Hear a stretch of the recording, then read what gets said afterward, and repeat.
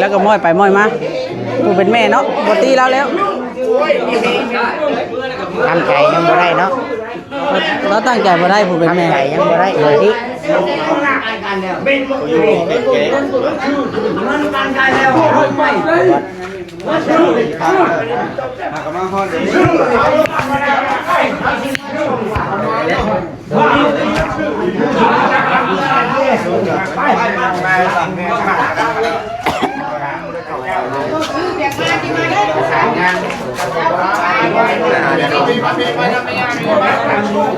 อย่าโดนมันให้ลุงเลยนะ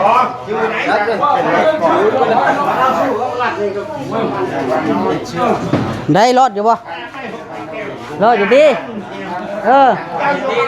ชิโออยู่นี่ได้นี่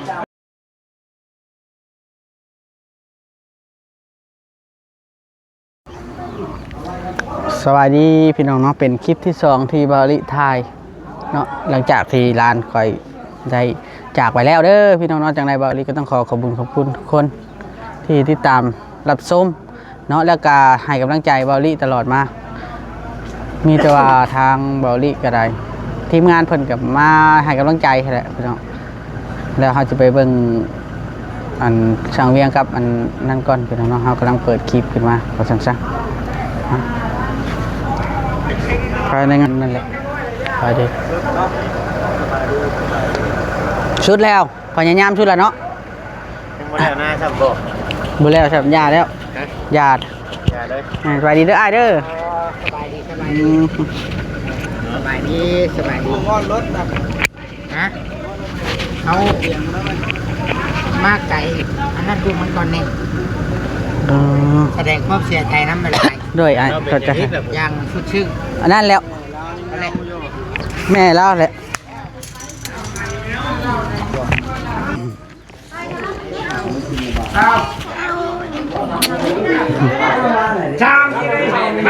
หุ่นน้ำเอา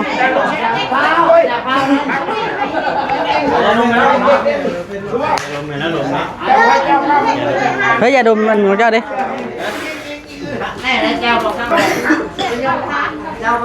ไปจังนะเห็ดมันเป็นเลยดิลูกเห็นเนาะ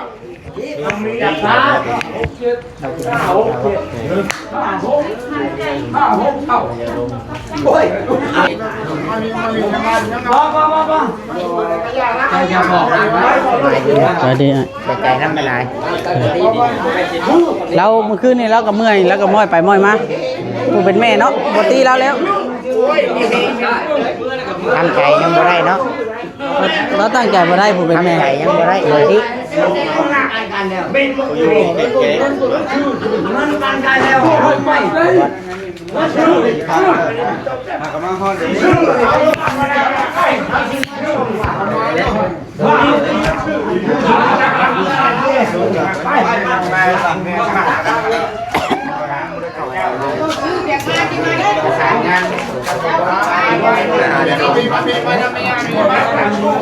อย่าโดนมันให้ลุงเลยนะ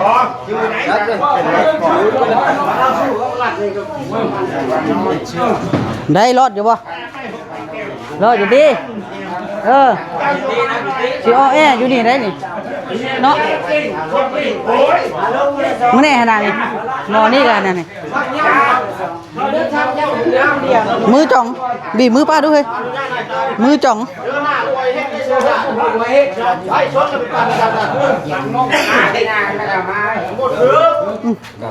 พดได้ไหมพดน้ำเล่นอยู่เลย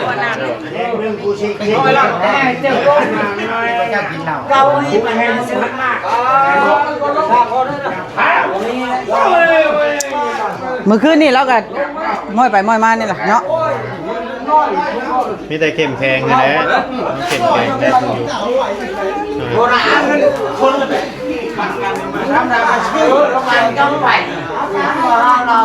มันไปน้ำปูแล้ว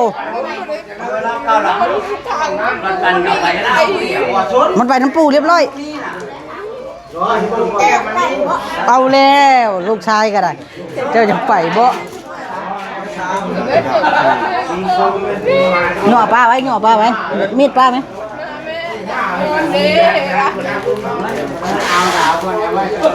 มันเป็นเจ้าคืดชื่อ ดังผ่านถึงลูกมา แล้วนอนบ่ ผ่านวันลูกแล้วเนาะ แล้วนอนบ่ แม่แล้วนี่เป็นไง อ๋อ กินได้เป็นพันไม่ต้องกินฮอดเลยเนาะ แข็งแห้งแข็งแห้ง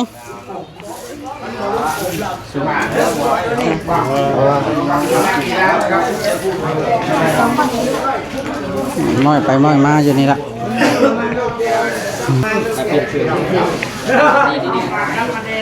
แยงกันอะไรกันมาชาวบ้านนี่นะสิเอารถมันพาไปรถใหม่เนี่ย เจ้านั่นด้วยพี่ต้นป้าป่บีบเอาป้าเด้อ แม่ก็เลยว่าเขาทำเพิ่มด้วยเ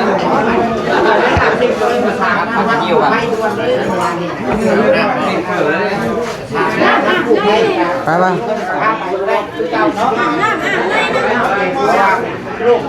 นะพี่น้องเนาะ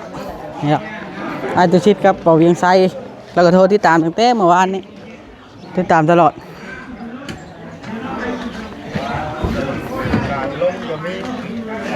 นี่อันระบบอีกเนาะนี่ เบาได้ มีโชคบ่ บ่มันมีระบบมันได้ มันเบามันมีได้ทางในมันสิ ไม่ยัง ไฟบ่ มันสิเป็นระบบนับน้ำหนัก มันเป็นระบบมันบุกบึบมันนวดแล้วคือว่าเขาเฮ็ดระบบมันมาเนาะ เมื่อกี้เอาชาติมาปูนนั่งในนี่บ่เดี๋ยวนี่นะก็ได้ไปวะมันห่มข้างรถนี่มันเป็นหยังติ นั่งอยู่นี่ก็ได้จะเป็นไง อืม ไปอยู่ในคุณคนเนาะ แม่น ก็รถไทยก็ได้นะ เนาะยังไงเนาะหาน้ำหาในมาสูบหมูคู่กินก่อน คันนี้ข่อยให้ข้าวนะบ่ง่ายว่าตู้ชิดแบบรถตู้ชิดนั้นเป็นใช่เดิมพี่เนาะเป็นใช่เดิมก็คือว่าเฮาเอาข้ามไปเลย เอาข้ามไปเฮาบ่ต้องรีโลอหยังแค่เฮาเอาอันแค่เฮาเอาอันสำนุกครัวแล้วเฮ็ดบัตรชาวได้ข้ามไปเลย ไปได้ขี่ชัดก็ไปห้องโมลวงกันรถ แม่นนะสาเหตุที่บ่ได้ติดต่อกลับไปเมื่อวานนี่น่ะไปพังอาการแล้วน่ะมันบ่จักแนวสิปัวเพราะว่ามันเป็นลายโรคแทรกซ้อนเด้ กับว่ากับคน ว่า มา ยังออก กับคนมันได้ใช้ออกซินี่เนาะเบาดีเนาะ แม่น ผมสิเนี่ย ลามาสิครับ คือเขาเว้าอะไรพี่น้องเนาะสบายอีกทีหนึงคือว่านี่เขาก็หมู่คู่คือไอ้ตุชิดในเรื่องรถโทรหากะเขาก็บ่จักแนวสิตอบเพิ่นเพราะว่าเขาเบิ่งอาการหลานเขานำทางผลกวดทางอีสานน่ะมันค่อนข้างจะชัดเจนแล้วและแม่นอยู่หมู่คู่จากซอยไอ้น้องจากซอยแต่ว่า สิพื้นความจริงก็บ่ได้บัด โดยเขาก็เขาสิเว้าว่าหลานเฮานี่บ่รอดดอกมันก็เว้าบ่เต็มปากเขาก็ได้แต่บอกไอ้เวียงเนาะบอกทางเวียงว่ามีแต่ว่าพังเบิ่งอาการให้เขาปวดไปตามอาการ แต่ว่าอาการน้องเพิ่นน่ะมันแย่ลงตลอดเด้ เราเข้าใจเนาะ โดยเข้าใจถึงบริบทของการเจ็บป่วย ของธรรมชาติ เด็กน้อยเนาะสร้างเป็นแท้เด็กน้อยเนาะ มันทำใจบ่ได้น้ำเด็กน้อยนี่แหละเนาะก็ดังเป็นตะแพงนะพี่น้อง หนึ่งมาไวแบบว่าคำว่าแบบเจ็บปินแบบอ่อนแอนเฮาพาไปหาหมอหา โดนแล้วยังว่าแน่ หลาย จัก ค่า มื้อ หลาย บ่ ปี สามมื้อบ่ 3 ไป วัน ของหมอ3 หรือว่าเป็นแต่หึงแต่บ่จักความบอกบ่เด็กน้อยบ่จักความบอกแต่บ่ได้สังเกตอาการบ่ มันก็หันได้แต่เก่ากันเนาะแล่นเล่นหยอกกันหัวนี่นะแต่ก่อนนะแต่ แต่มันเกิดคือว่าบอส เอามาใส่พี่ก็ได้ใส่ข้อเชื่อ ใส่โปรดและบอลมันจุดอ่อนเนาะ มันไว ตุ่ม มั นะ ไว ตุ่ม ใส่เชื่อก็ได้ เป็นตุ่มบ่ เป็นผีใช้ปอด เป็นพีใช่โปรดได้ดูมันเป็นตุ่มเลยว่าง่ายพีนี่เจ็บได้ขนาดเป็นใช่แขนใช่หยังเฮานี่ก็ยังสิเป็นอื่นแต่อยังน้อยเฮาเคยเป็นอยู่เนาะ ว่า เจ็บ เป็น ก แบบ ว่าห เป็น มู่ อยู่ นะ ในพุ่นติ เป็นบอลรักษาเนี้ยบาดนี่ทำเป็นอยู่นอกนี่เฮายังว่าหาเอาอันนั้นอันนี้ใช่เนาะบ้านเฮาเนาะมีหางไม้หางหยังใส่หั่นนะ เป็นผี กั ใช้ บบ่ได้นิ่งนอนใจได้พี่น้องทำอิฐนั่นว่าสิเอาข้ามไปช่วงแรงเนาะว่าสิเอาของกินบ่ชื่อของกินได้ว่าสิเอาของกินข้าวเมื่อได้สิลิ้วออกมาว่ะว่าสิฮอดบ้านเนี่ยเนาะ พอดีว่า เออ พอดีบ่าวบอสว่าบ่าวลิว่าคันว่าเอาไปนี่เพิ่นต้อง ถอดออกซิบ่ได้ขึ้นได้บัดนี้ขึ้นพอดีประสานงานหาหมู่ผู้เป็นทหารผู้เพิ่นฮู้จักแน่รถเพิ่นว่าเอาชี้ให้หน่วยกู้ภัยพาไปว่าซั่นเพิ่นสิรถเพิ่นก็เอาข้ามได้เด้หน่วยกู้ภัยอยู่สวรรค์น่ะเทพพรหมมาน่ะพอดีว่าโทรแล้วเพิ่นว่าโอเคเพิ่นก็ไว้เนาะเพิ่นก็ลิ้วไปแล้วนั่นบ่ค่อยกัน10นาทีค่อยก็เลยบอกตามอาการประสานงานหากู้ภัยว่าสิให้เอาข้ามไปแต่คือว่าเนี่ยความเป็นจริงบัด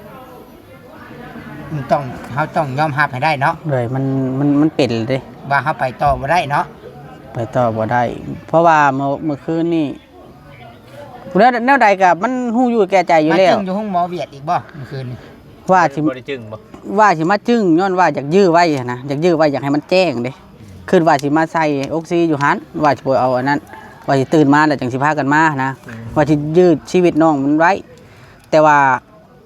พวกหมอเวียดก็เราเขาก็บ่เอาแล้วมันสภาพมันบ่ได้เด้เด็กน้อยบ่ได้เขาบ่ได้กวดบ่หยังเบิ่งก่อนบ่เขาบ่ได้กวดดอกเพราะว่ามันอาการเนาะอาการมันนั่นแหละเด้ลอยเบิดบ่มันอ่อนเบิดอยู่แต่น้ำเครื่องอันนั้นเด้อยู่ได้แต่เครื่องนั้นออกจากก็เลยว่าแต่อาจจะขัดเนาะ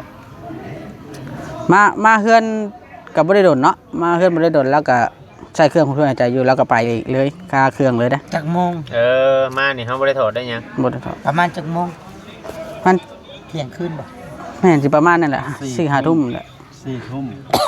59 นาทีจ่ายขาดแบบว่าอยู่หรือไปก็แม่นเฮาว่าน่ะบ่รอดเนาะเพราะว่าอยู่ในเครื่องช่วยหายใจแล้วยังบ่รอดนะแม่นระบบภายในมันเราหล่นเร็วแฮะอาจจะทนความเจ็บปวดบ่ไหวทางในเรามันบ่ทำงานแล้วว่าทางในมันไข้อึมอยู่เน่าเบิดแล้วนะบ่ได้ไว้ดีเนาะเนาะไว้ว่าถือเบาก็คือว่าบ่ได้แม่นของเราหันอยู่เราหันแล่นลิ้นน้ำอ้ายน้องเราแหละตัวแรงน่ะเราห้าวแล้วเราอ่อนเพลียบัดนี้เราห้าวแล้วเราอ่อนเพลียตื่นมาแล้วก็พากันไปหาหมอนี่หาหมอก็ไปหาอยู่เคสนึงเพิ่นก็เอ็กโกแล้วเพิ่นก็วางยาให้เป็นจังซั่นเด้อเป็นน้ำปอดน้ำซั่นเด้อเพิ่นก็วางยาให้แล้วมาแล้วก็เฮิงเติบแหละประมาณ 2-3 ชั่วโมงแล้วช่างเวียงก็โทรหาอีกว่าโอ้บ่ไหวแล้วก็เลยไปห้องหมอบัดนี้ไปห้องหมอไปแล้วก็ไปเอ็กโกห้องหมออีก ก็พ่อคือกันน้ำปอดนั่นแหละเพิ่นก็ใช้เครื่องช่วยหายใจไว้แล้วก็ใช้ยาแล้วก็ใช้เลือดบัดนี้ถุงนึงใช้เลือดถุงนึงแล้วจังตื่นมาบัดนี้ตื่นมาแล้วเพิ่นก็เอ็กโกเบิ่งอีกว่าเอ็กโกเบิ่งบัดนี้มาไข้หลังก็บ่ทำงาน2หน่วยเลยแล้วก็บีกระตงนี่ในใบกวน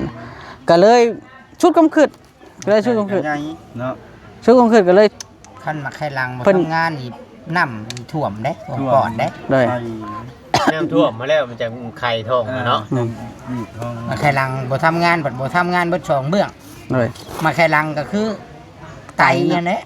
ไตเป็นภาษาไทยเนาะแม่นแต่ไทยเป็นเนื้อโรคไตเนาะแม่นมาไข้หลังชุดกำคืดแห้งบัดนี้ชุดกำคืดแห้งเลยให้เพิ่นเฮ็ดใบน้ำส้มให้อยู่ห้องหมอนะเซโนนะเพิ่นเฮ็ดลำส้มของแขวงไปอยู่แขวงนั้นมันชุดแหละเด้มันชุดแหละเพิ่นไปเบิ่งเพิ่นกวดเพิ่นอีหยังล่ะให้เอ็กโกเพิ่นก็มันเวลาแส่สายรังสีเนาะมันอันตรายเพิ่นว่านะถ้าสิไปเลยได้เอ็กโกเพิ่นว่านะว่าตามภาษาบ้านๆอันตรายต่อเด็กน้อยนั่นน่ะมันชุดแหละไอ้บอสเราบ่ได้เห็นอาการลานเด้พวกนั้นล่ะเราคาเวียกที่นี่แหละบ่เห็นอาการลานแล้วคืออยากประชางานเขาเจ้าไปมุกดาหารมันชุดเจ้าผู้ฮู้แล้วว่าลานนี้ไปก็บ่ไหวคือเจ้าแม่ค่อยผู้สังเกตเบิ่งแล้วเพราะว่าเกี่ยวกับระบบทางไตเนาะมันค่อนข้างจะยากนะว่าผู้น้อยผู้ใหญ่เนาะเลยแต่บัดนี้ไปก็เฮาสิเสียบ่ได้เสียดอกได้ดอกเงินน่ะเนาะแต่ว่าเฮาไปก็เสียค่าใช้จ่ายละเสียค่าใช้จ่ายแล้วก็มันยากแบบอ้ายน้องเยี่ยมกันอีกช้ำเพราะว่าเฮาฮู้ดีแก่ใจอยู่แล้วมันต้องยอมรับในตัวนี้หมอลาวเฮากับเพิ่นก็เบิ่งก็เพิ่นก็เด็ดขาดแหละเนาะคือกันอยู่เนาะมันก็อันนั้นอยู่มันเป็นโรคปัวบ่ได้พี่น้องเอ้ยเว้าซื่อซะเราก็เบิดอายุแน่สุดเนาะแม่นโรคสุดอยู่แต่ วันนั้นนี่แหล้วบาดนี้มีตั้งแต่ แล้วเบิดได้บ่อันนี้เอาไปส่งเพิ่นได้บ่ เลยแล้วแหละ เช้านี่บ่ ส่งตอนเช้าได้เด็กน้อย บ่ให้กาย 8-9 โมงเด้เพิ่นว่าแต่เก่าตอนเช้าเล็กน้อย 9 โมงเนาะ ไปประมาณ8 9โมงนี่แหละ บ่ให้กายแบบว่าบ่ให้กายบ่ให้ เที่ยง ช่วย ไป อะนะ เที่ยง แม่น ก็ ก่อนเพลนเนาะ เคยไปบุกเขาเฮ็ดหีบให้ตั้งแต่5 โมง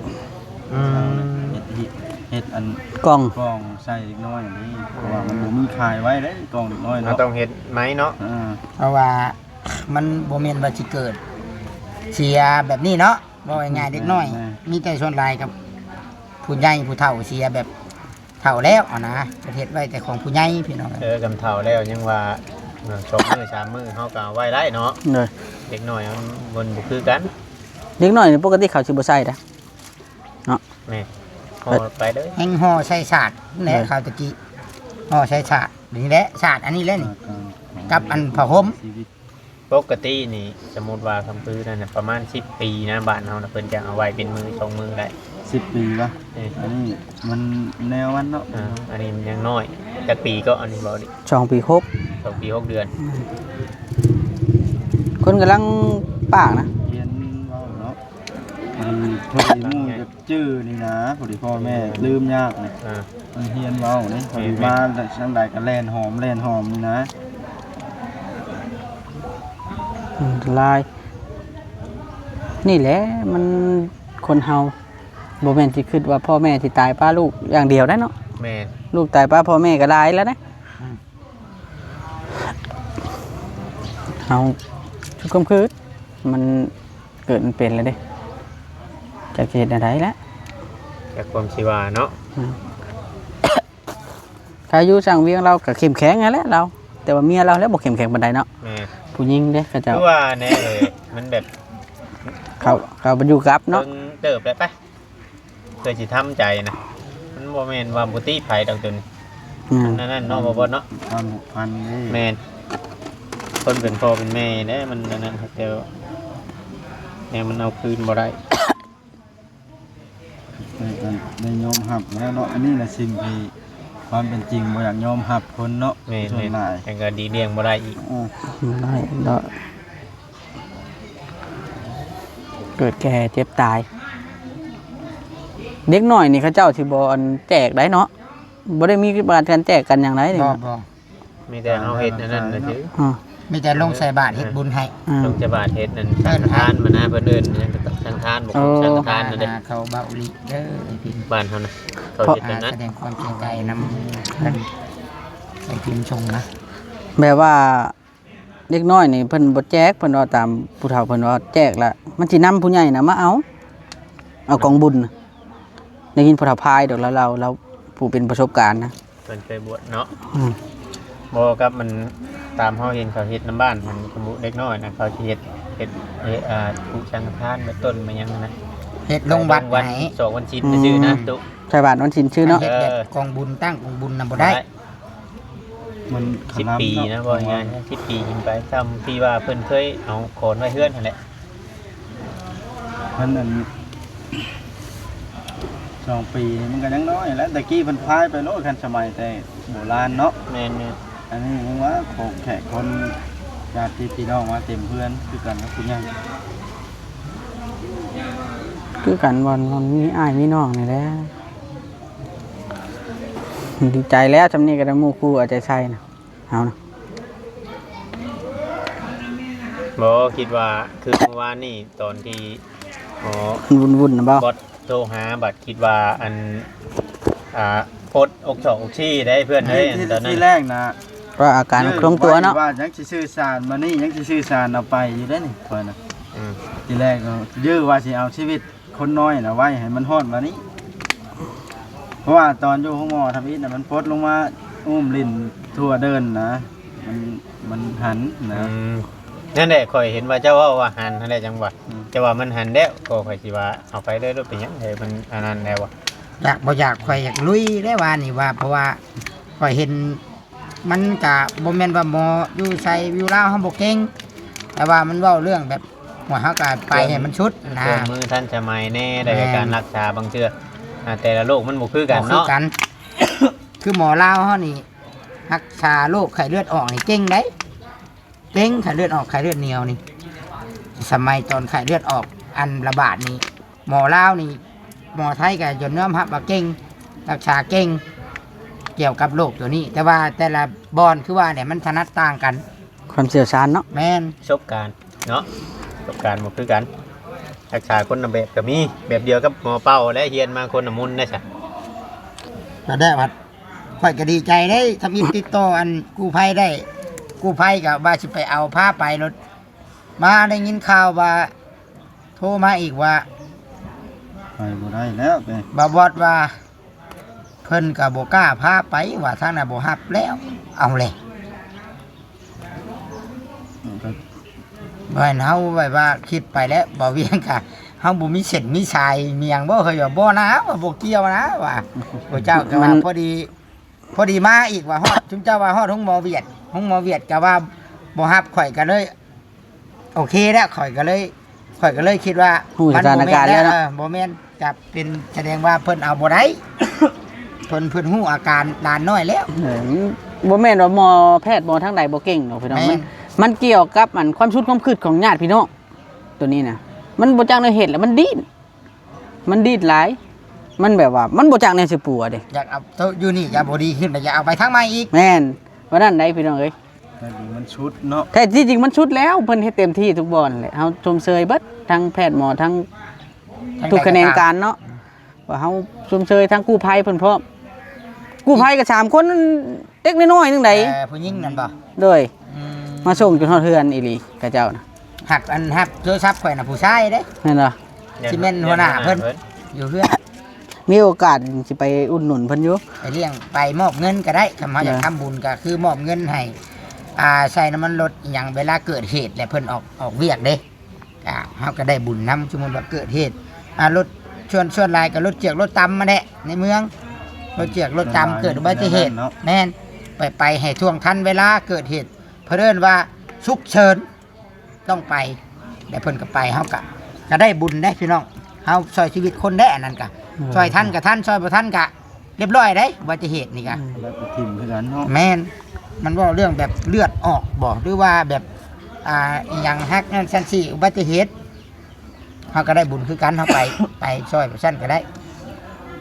อยากตอบแทนเพิ่นกับบุญพุ่นแลเนาะ มีโอกาสเขาแข็งแรงพุ่นละ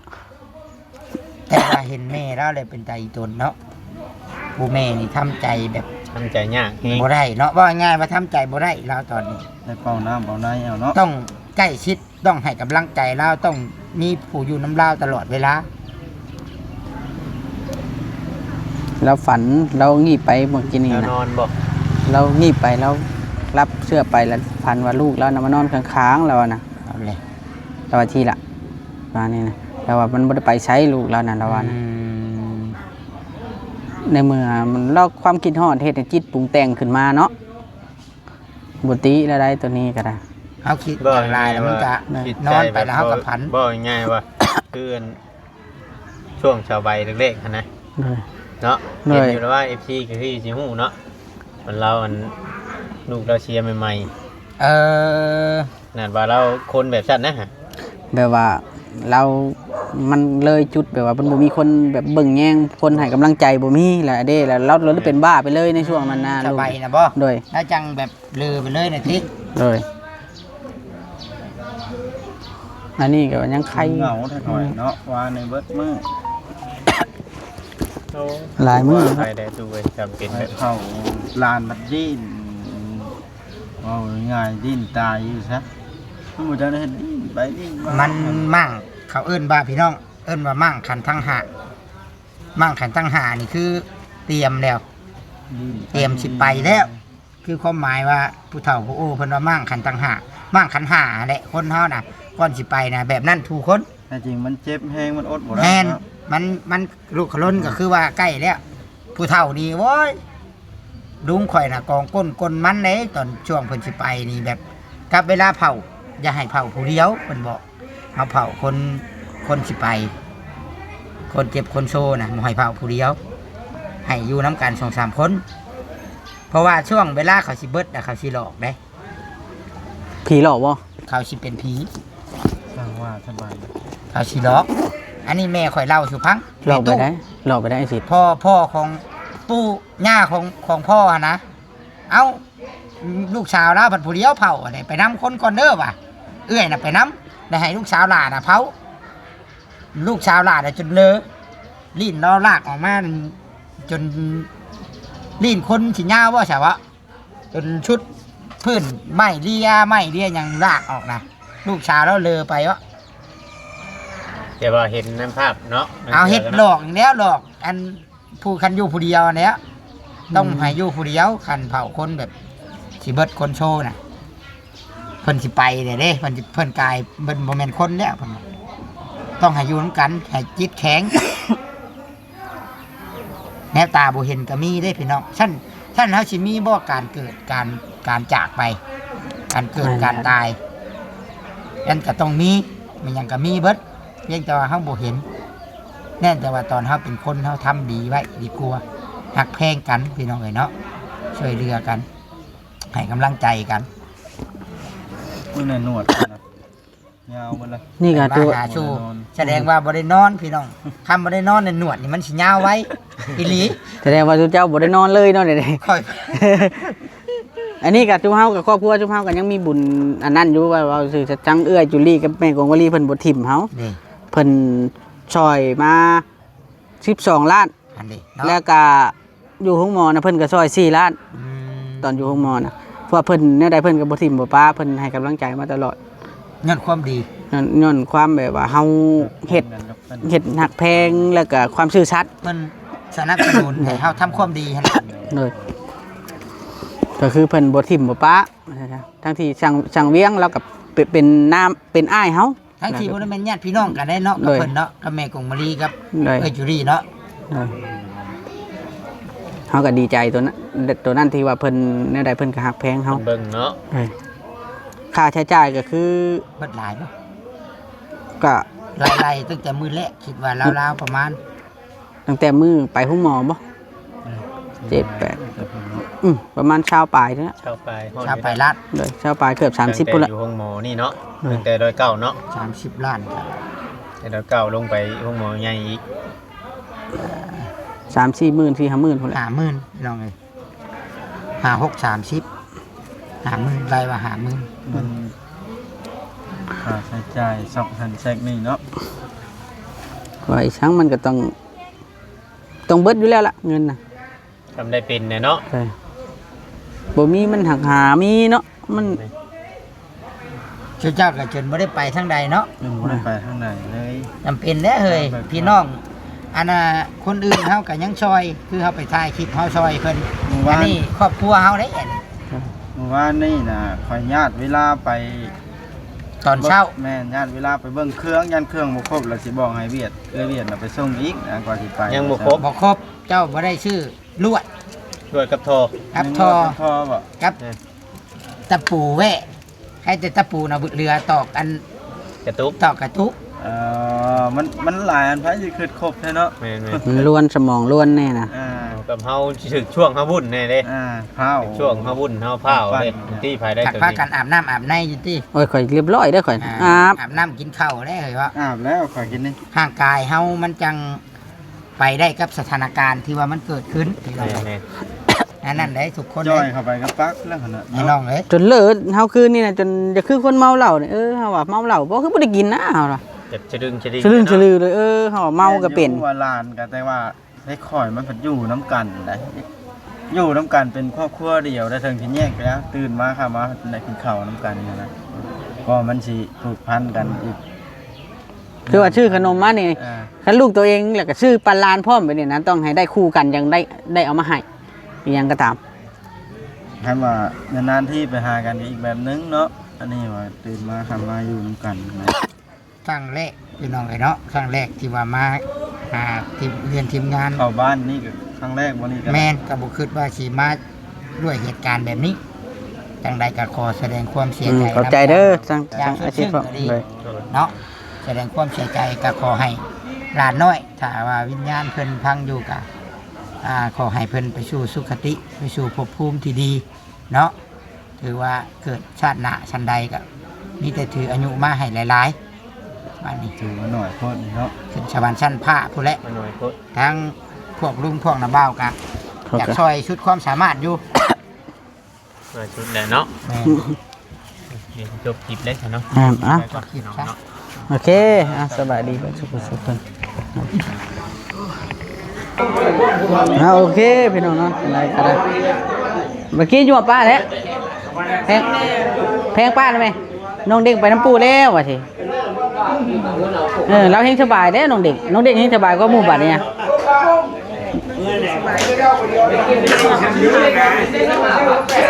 โอเคเด้อป้าสู้เด้อสู้เจ้าก็ได้สู้เด้อช่างเวียงสู้เด้อจ่อยบ่ได้ช่างเวียงจะจ่อป้าเด้อ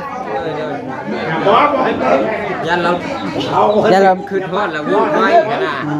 ดยันจะหน่อยว่าเจ้าจะไปบ่เนาะละลูกชายโอเคเด้อพี่น้องเนาะขอบคุณหลายๆเด้อที่ติดตามรับชมแล้วก็ให้กำลังใจทางครอบครัวสบายดี